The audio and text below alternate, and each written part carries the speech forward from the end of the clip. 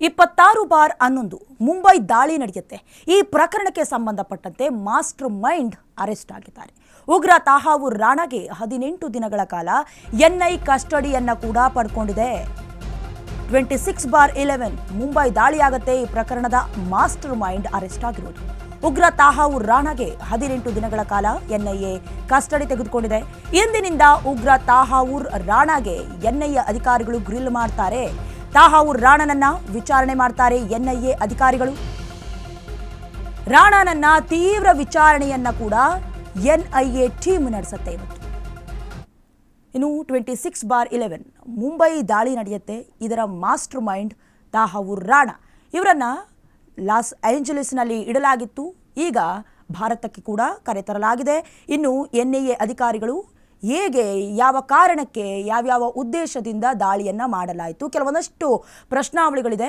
ಅದನ್ನೆಲ್ಲ ಮುಂದಿಟ್ಕೊಂಡು ಈಗ ಈ ರಾಣಾನನ್ನ ಪ್ರಶ್ನಾವಳಿಗಳಿಗೆ ಒಳಪಡಿಸ್ತಾರೆ. ಮುಖ್ಯವಾಗಿ ಈತ ಪಾಕಿಸ್ತಾನ ಪ್ರಜೆಯ ಅದೆಲ್ಲವೂ ಕೂಡ ಗೊತ್ತಾಗಬೇಕಾಗಿದೆ. ಹಾಗಾದ್ರೆ ಹೇಗಿರುತ್ತೆ ಗೊತ್ತಾ ರಾಕ್ಷಸ ರಾಣನ ವಿಚಾರಣೆ?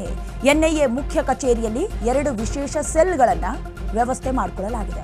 ವಿಚಾರಣೆಗೆ ಅಂತ 3ನೇ ಮಹಡಿಯಲ್ಲಿ ತನಿಖಾ ಕೊಠಡಿಯನ್ನ ಕೂಡ ರೆಡಿ ಮಾಡಿಕೊಂಡಿದ್ದಾರೆ. ಇನ್ನು ರಾಣಾನನ್ನ ಇರಿಸೋದಕ್ಕೆ ನೆಲ ಮಹಡಿಯಲ್ಲಿ ಪ್ರತ್ಯೇಕವಾದಂತಹ ಸೆಲ್ನ ವ್ಯವಸ್ಥೆಯನ್ನ ಕೂಡ ಮಾಡಿಕೊಳ್ಳಲಾಗಿದೆ. ಇನ್ನು 3ನೇ ಮಹಡಿಯ ಸೆಲ್ನಲ್ಲಿ ನಡೆಯುತ್ತೆ ರಾಣಾ ವಿಚಾರಣೆ. ರಾಷ್ಟ್ರೀಯ ತನಿಖಾ ದಳದ 12 ಅಧಿಕಾರಿಗಳು ವಿಚಾರಣೆಯನ್ನ ನಡೆಸ್ತಾರೆ.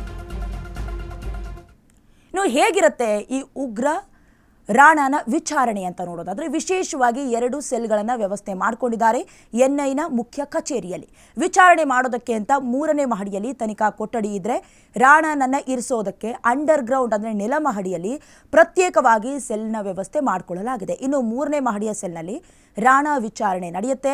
ಇನ್ನು 12 ಜನ ಅಧಿಕಾರಿಗಳು ಆತನನ್ನ ವಿಚಾರಣೆಗೆ ಒಳಪಡಿಸ್ತಾರೆ.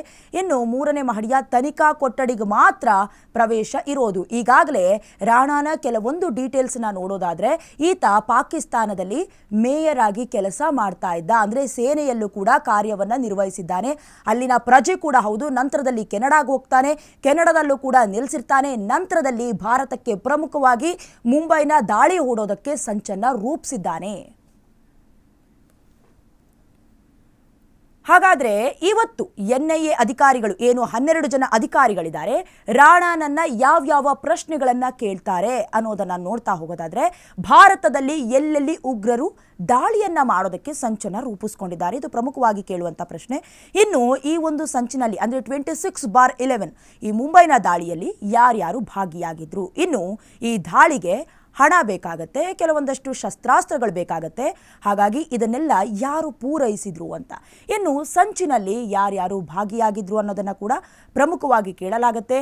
ಹಣಕ್ಕೆ ಯಾರು ವ್ಯವಸ್ಥೆಯನ್ನ ಮಾಡಿಕೊಟ್ರು, ಶಸ್ತ್ರಾಸ್ತ್ರವನ್ನ ಯಾರು ರವಾನಿಸಿದ್ರು, ಹಾಗೆ ಮುಂಬೈ ದಾಳಿಯ ಬಳಿಕ ಇವರು ಎಲ್ಲೆಲ್ಲಿ ಸಂಚಾರವನ್ನ ಮಾಡಿದ್ರು, ಕೇವಲ ಮುಂಬೈಗೆ ಮಾತ್ರ ಸೀಮಿತವಾಗಿತ್ತಾ ಅಥವಾ ತಲೆ ಮರೆಸಿಕೊಳ್ಳುವಂತಹ ಕೆಲಸ ಏನಾದರೂ ನಡೆದಿತ್ತಾ, ಇದು ಕೂಡ ಎಂಕ್ವೈರಿ ಆಗುತ್ತೆ. ಮುಂದುವರೆದು ಯಾರ್ಯಾರು ಕಾಂಟ್ಯಾಕ್ಟ್ನಲ್ಲಿ ಇದ್ರು, ಇವರ ಸಂಪರ್ಕಕ್ಕೆ ಕೈ ಜೋಡಿಸಿದವರು ಯಾರು, ಅಷ್ಟು ಈಸಿಯಾಗಿ ಒಂದು ಮುಂಬೈಗೆ ದಾಳಿಯನ್ನ ಮಾಡೋದು ಅಥವಾ ಉಗ್ರರ ಕಾರ್ಯವೈಖರಿ ಮೆರೆಯೋದು ಅಷ್ಟು ಈಸಿ ಅಲ್ಲ. ಹಾಗಾಗಿ ಯಾರ್ಯಾರ ಕಾಂಟ್ಯಾಕ್ಟ್ ಇದೆ.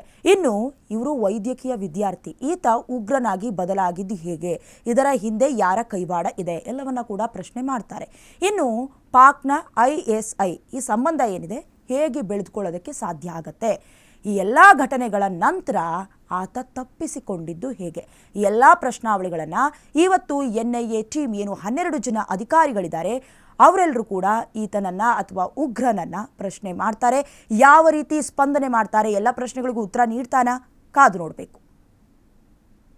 ಇನ್ನು ಎನ್ಐಎ ಅಧಿಕಾರಿಗಳು ಇವತ್ತು ನಿಜಕ್ಕೂ ಕೂಡ ಗ್ರಿಲ್ ಮಾಡೋದಕ್ಕೆ ಮುಂದಾಗಿದ್ದಾರೆ. ಇನ್ನು ಯಾವ್ಯಾವ ರೀತಿಯಲ್ಲಿ ಉತ್ತರವನ್ನು ಕೊಡ್ತಾರೆ ಅನ್ನೋದು ಒಂದು ಕಡೆ ಆಗಿದ್ರೆ, ಇನ್ನೊಂದು ಕಡೆ ಎನ್ಐನ ಮುಖ್ಯ ಕಚೇರಿಯಲ್ಲಿ 2 ವಿಶೇಷ ಸೆಲ್ಗಳನ್ನು ವ್ಯವಸ್ಥೆ ಮಾಡ್ಕೊಂಡಿದ್ದಾರೆ. ವಿಚಾರಣೆ ಮಾಡಬೇಕು ಅಂತಾನೆ 3ನೇ ಮಹಡಿಯಲ್ಲಿ ತನಿಖಾ ಕೊಠಡಿಯನ್ನು ಕೂಡ ಅಂದರೆ ಏರ್ಪಡಿಸ್ಕೊಂಡಿದ್ದಾರೆ. ಇನ್ನು ರಾಣಾನನ್ನ ಇರಿಸೋದಕ್ಕೆ ಅಂಡರ್ ಗ್ರೌಂಡ್ನಲ್ಲಿ ಪ್ರತ್ಯೇಕವಾದಂತಹ ಸೆಲ್ ವ್ಯವಸ್ಥೆಯನ್ನು ಕೂಡ ಮಾಡ್ಕೊಂಡಿದ್ದಾರೆ.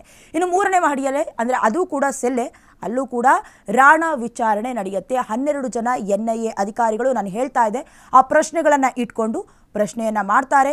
ಇನ್ನು ರಾಣಾ ವಿಚಾರಣೆ ಇವತ್ತು ನಡೆಯೋದ್ರಿಂದ ಅಧಿಕಾರಿಗಳು ಈ ಎಲ್ಲ ವಿಚಾರಣೆಗಳನ್ನು 3ನೇ ಮಹಡಿಯ ತನಿಖಾ ಕೊಠಡಿಯಲ್ಲಿ ನಡೆಸ್ತಾರೆ. ಹಾಗೆ ಈ 12 ಜನ ಅಧಿಕಾರಿಗಳಿಗೆ ಮಾತ್ರ ಈ ಕೊಠಡಿಯಲ್ಲಿ ಪ್ರವೇಶ ಇರುತ್ತೆ, ಅವಕಾಶ ಇರುತ್ತೆ. ಮುಂದುವರೆದು ಯಾರು ಕೂಡ ಈ ಪ್ರವೇಶಕ್ಕೆ ಬರುವಂತಿಲ್ಲ. ಯಾಕಂದರೆ ಇದು ಸೂಕ್ಷ್ಮತೆಯಿಂದ ಕೂಡಿರುವಂತಹ ವಿಚಾರ ಆಗಿರೋದ್ರಿಂದ ಏನೇನು ಪ್ರಶ್ನಾವಳಿಗಳನ್ನು ಸಿದ್ಧಪಡಿಸ್ಕೊಂಡಿದ್ದಾರೆ ಆ ಪ್ರಶ್ನಾವಳಿಗಳೆಲ್ಲ ಕೂಡ 3ನೇ ಮಹಡಿಯ ತನಿಖಾ ಕೊಠಡಿಗೆ ಮೀಸಲಿರುತ್ತೆ.